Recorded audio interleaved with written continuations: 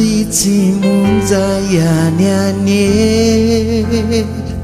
nono feranao ay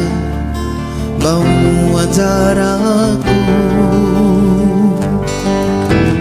lay fety tao amponao hatrizay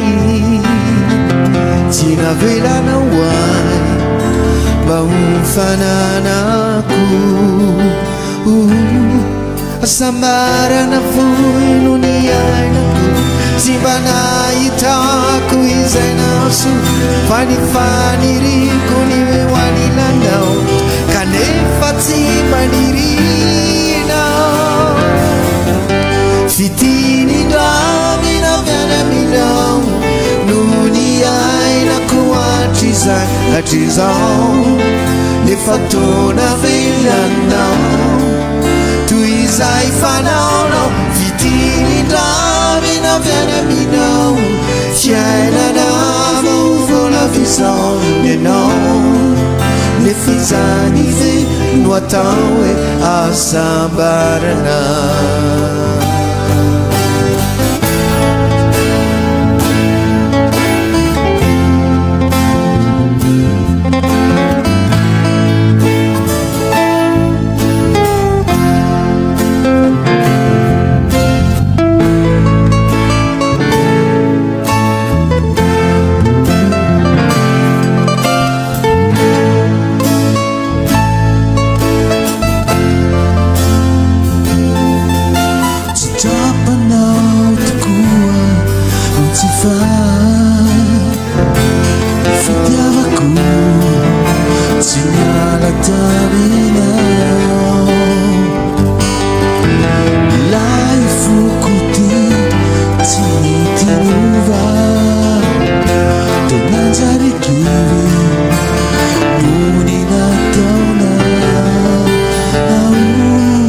sambarana foy no ny ainako